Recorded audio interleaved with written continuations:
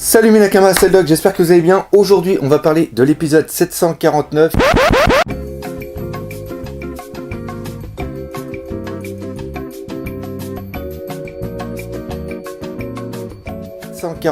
Qui est dans la continuité de l'excellentissime épisode 748 qui avait terminé en beauté l'arc Dressrosa. C'était absolument génial. Et là maintenant on arrive dans des épisodes qui sont des épisodes de transition entre arcs. Donc il va se passer plein de choses. Enfin plein de choses. Les deux épisodes qu'on va voir la prochaine fois, c'est des épisodes qui sont eux liés au film God. Donc ça a absolument rien à voir avec l'histoire de One Piece. Ça je préfère le préciser. Donc qu'est-ce qu'on a eu dans cet épisode 749? On a eu le retour de Rob Lucci. Dantesque.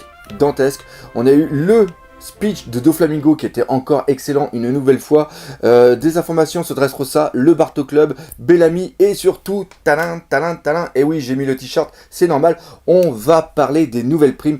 Bref, plein de choses à dire et on va voir tout ça en détail dans la critique, analyse de l'épisode de la semaine, l'épisode 749.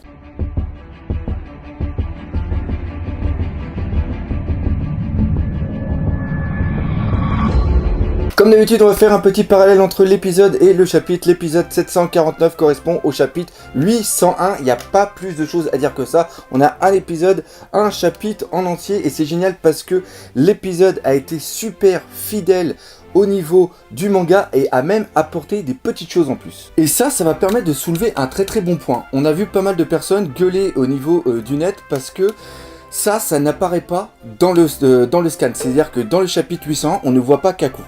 Donc il y en a qui ont dit putain ça y est l'anime se permet des libertés car on ne sait pas réellement s'il en fait partie.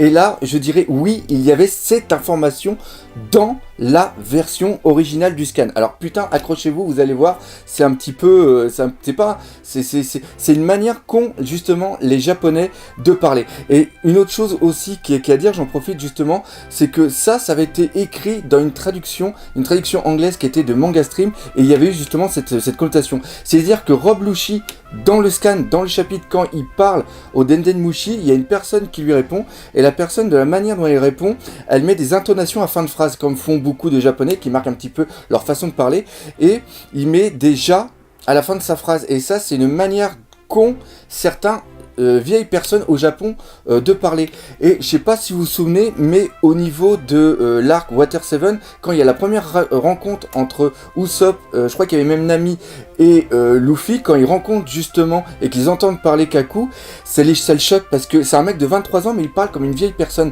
Et justement dans le scan 801, et ben cette intonation était marquée et justement quand il y a eu la traduction qui a été faite par Manga Stream, il y a eu une petite note du traducteur comme quoi que c'était sûrement Kaku qui parlait parce qu'il y avait la même intonation de voix. Je sais pas si vous regardez aussi, mais quand vous écoutez l'anime, vous remarquez que Barto, il a une façon de parler où à la fin de la phrase, il met une certaine notation. Pour ceux qui aiment bien Naruto, il dit toujours Datebayo à la fin de ses phrases et ça aussi ça signifie quelque chose. J'ai pu en souvenir, je crois qu'il y en a un qui dit aussi Kudasai qui veut dire excusez-moi. Enfin bref, tout ça pour dire que Kaku, c'était une information qui avait été donnée dans le scan et là justement en visuel c'est bien montré et c'est montré subtilement dans l'anime et là on peut applaudir l'anime pour le travail qu'ils ont fait. Alors maintenant la question, pourquoi ils font partie du gouvernement mondial? Pourquoi c'est le Cypher 0 alors qu'ils se sont pris une tollée quand ils étaient le CP9 et que Spardav avait bien foutu tout le monde à leur trousse pour tout simplement les buter? Moi je pense forcément que pendant les 2 ans ils se sont entraînés puis la marine a toujours essayé de leur latter la gueule mais se sont fait totalement rétamer et à un moment le gouvernement mondial a dû dire bon ces mecs là autant les avoir de notre côté que dépenser trop d'énergie et de personnes à les combattre. Il a dû se passer un petit truc et peut-être aussi que Rob Lucci et les autres avaient quand même cette, je dirais pas cette fierté, mais cette vocation de travailler pour le gouvernement et d'être un petit peu des agents spéciaux. Voilà, peut-être qu'ils kiffent le truc, on ne sait jamais. Et encore une fois, c'est bien de les revoir comme ça, mais j'ai quand même un regret parce que je trouve que ça aurait fait vraiment des très bons pirates. C'est-à-dire que leur équipe, vu comment ils étaient, il y avait moyen de les revoir comme des pirates plus tard et je pense que ça aurait pu être cool. Maintenant, on va parler de Doflamingo qui a quelque chose de super méga important. Il a retrouvé ses lunettes. Ça c'est classe. Parce que je me rappelle dans la cour de récréation, quand tu lattais quelqu'un et qu'il avait des lunettes, et ben il y avait toujours un mec super sympa pour lui redonner ses lunettes et les réparer. Donc là il y a quelqu'un qui a fait ça et je trouve que c'est classe. Non, c'était peut-être pas ça le plus important. Le plus important, c'était vraiment le speech et aussi la réaction de Tsuru quand elle est en face. Cette vieille dame, elle a tout mon respect. Franchement, tout mon respect. Car quand Doflamingo, il dit, ouais, de toute façon, c'est de la faute de Fujitora. Normalement, elle aurait dû faire ça, ça, ça. De toute façon, j'avais les rênes. L'autre, elle lui dit, ta gueule, t'as perdu. Donc, si t'as perdu, c'est que t'es une merde. Voilà, c'est aussi simple que ça. Bon, alors, elle le dit pas comme ça. Elle a sa manière de le dire. Mais je trouve que c'était quand même méga cool. Et après, bien sûr, il y a le speech qui montre qu'on arrive sur la fin de Doflamingo, très très beau, sur la fin de One Piece, car il annonce tout simplement la fin, c'est-à-dire une putain de guerre. C'est Game of Thrones quoi, voilà, c'est qui va devenir le seigneur des pirates ou qui va contrôler le monde. Et je trouve ça classe.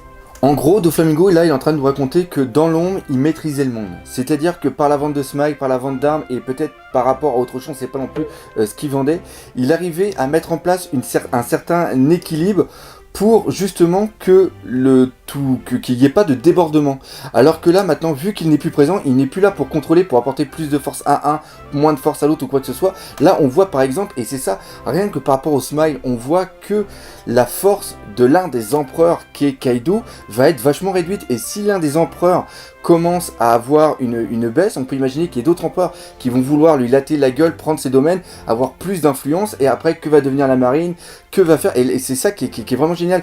Et avant que Gold D. Roger soit mort, par sa stature, par sa puissance, et par le fait que c'était le seigneur des pirates, lui créer une sorte de menace planante sur tout le monde, et par sa peur, il avait un certain équilibre sur le monde. Et une fois qu'il est mort, vu que Barbe Blanche a refusé de prendre sa place, l'équilibre était justement totalement défait, et c'était Doflamingo par rapport à son marché noir qui essayait un petit peu de l'avoir. Et là, c'est vraiment génial d'expliquer que qui va maintenant cette guerre pour justement devenir pas le seigneur des pirates, mais on peut presque dire le seigneur du monde de One Piece. Ça va être qui? Est-ce que ça va être un empereur? Est-ce que ça va être les Tenryubito par l'intermédiaire du gouvernement mondial, l'un des Shichibukai, même les Rocky, il parle aussi des Di, et il parle des révolutionnaires. Donc voilà, là il y a quelque chose qui est en train de se mettre en place, et ça va vraiment chier.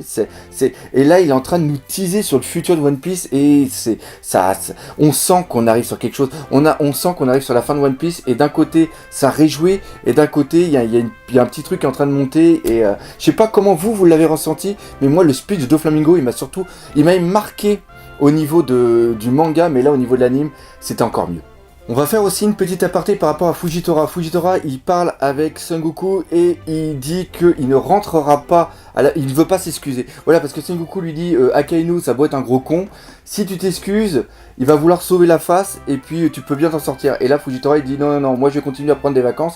Par contre, on ne sait pas s'il va continuer à chercher Luffy et aussi l'eau. Ça, on ne le sait pas.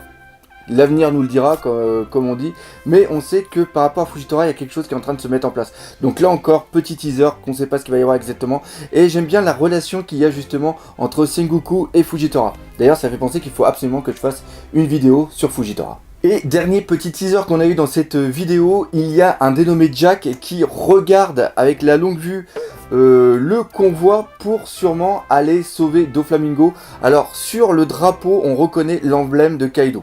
Ça, c'est pas un spoil. Si vous connaissez un minimum de One Piece, vous savez que ça correspond à ça. Je vous dis pas le reste, mais ce petit Jack, gardez-le en mémoire. On va parler maintenant du plus important, c'est tout simplement les primes. Alors, vous me regarderez souvent pour regarder ici parce que j'ai fait des petites notes, parce que j'ai pas encore tout exactement en mémoire. Luffy, il vient de passer le cap des 500 millions de berries, c'est absolument excellent. Il a rejoint l'eau, l'eau aussi est passé à 50 millions de berries. C'est parce que toutes les personnes qui étaient présentes sur Dressrosa ont au minimum augmenté de 50 millions de berries. Donc lui, il était de 450 millions, il est passé à 500 millions. Mais là, Luffy, 500 millions, gars, respect, plus 100 millions, j'adore.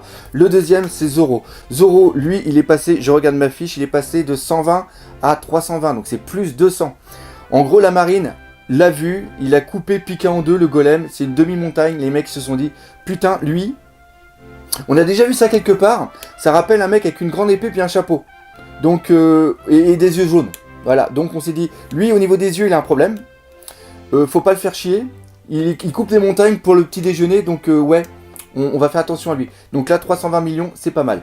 Le troisième de l'équipage au niveau de la plus haute prime, c'est tout simplement Usopp. Usopp, c'était un gag qui était obligatoire. J'en avais parlé il y a très longtemps. Je crois que c'est dans une vidéo où je faisais les futures primes. Il y en a quelques-unes, je me suis totalement planté, mais il y en a d'autres.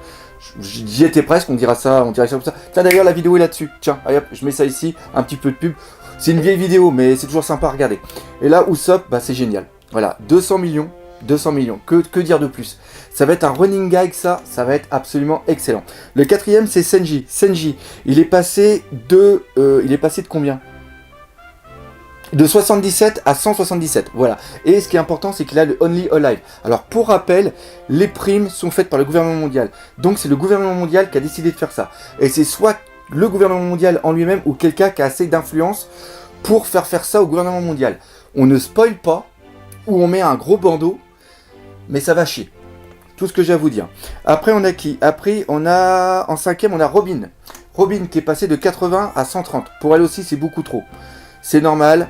Alors, ce qui se passe aussi, c'est que toutes les personnes qui ont eu accès à Dressrosa et qui ont fait des trucs ont au minimum une augmentation de 50 millions de berries. Voilà, ça c'était à dire. Après, on a qui? Après, on a Brooke. Non, pas Brooke. On a Franky. Franky, lui, qui est à... De 44, il est passé à 94, plus 50, il est dégoûté, il n'a pas atteint les 100 millions. Et il est encore plus dégoûté que Usopp, lui, soit passé à 200 millions. D'où l'effet comique. Voilà, on a que ça à dire. Après, on a Brooks, Brooke, autant pour moi, Brooks, n'importe quoi. Mais c'est Mel Brooks et c'est Brooke, tout court. Lui, c'est carrément une affiche de concert avec marqué, c'est combien lui? Il a combien lui? Il est à 85 millions, plus 50, donc ça c'est normal. Et après, on a qui? On a Nami. Nami qui est tout simplement passé à 66 millions, un petit 50 en plus. Et à la fin, on a carrément eu Chopper qui lui a doublé, c'est-à-dire de 50 berries, il est passé à 100 berries.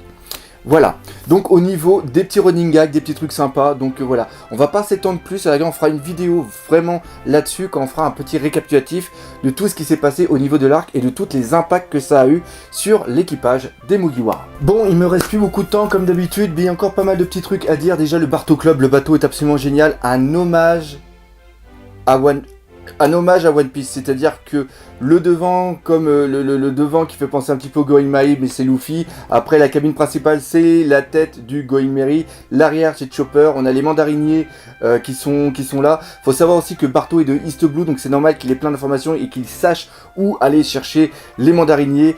D'avoir mis la vive carte dans une sorte de globe, c'est génial. De voir Luffy, et puis ils sont tout l'équipage était bleu, c'est-à-dire qu'il n'y a pas que Barto qui est fan de Luffy, et c'est carrément tout le monde, donc ça c'est génial. Le fait d'avoir encadré les affiches, d'avoir encadré les dédicaces, c'est génial, c'est exactement ce qu'un fan fait. Moi j'ai une dédicace entre guillemets d'Oda, je l'ai encadré, je la vénère tous les soirs en me couchant et tout. Donc voilà, il y a exactement ça quoi. On le ressent et c'est ça qui est bien, c'est que encore une fois, Bartholoméo est le reflet des fans et j'adore ce personnage, le fait comment il est totalement déjanté, qui tire la langue à l'eau et c'est absolument magnifique. Même les autographes, je vous invite à regarder ça en détail.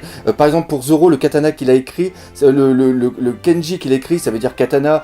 Le dessin d'un poulet, le dessin d'une sorte de petit poulet mal dessiné, le truc mal dessiné de Robin qu'elle a fait, ça sera un running gag pour plus tard, ça je vous l'annonce tout de suite. Usopp, on commence à voir son joli Roger, il y a plein de choses qui sont vraiment excellents. Dressrosa, pareil, aussi on va parler un tout petit peu rapidement de Dressrosa, le fait que au lieu de construire les maisons tout de suite, ils vont construire des statues en hommage à Usopp, encore une fois, puis la tête de Usopp avec les yeux qui sortent et tout ça, c'est génial. On a Luffy qui est là, enfin bref, il y a plein de choses. On annonce aussi quelque chose par rapport à la famille royale, pareil, je ne veux pas spoiler, mais c'est vraiment excellent. En gros, c'était un véritable... Cet épisode était un hommage au chapitre, j'ai vraiment adoré.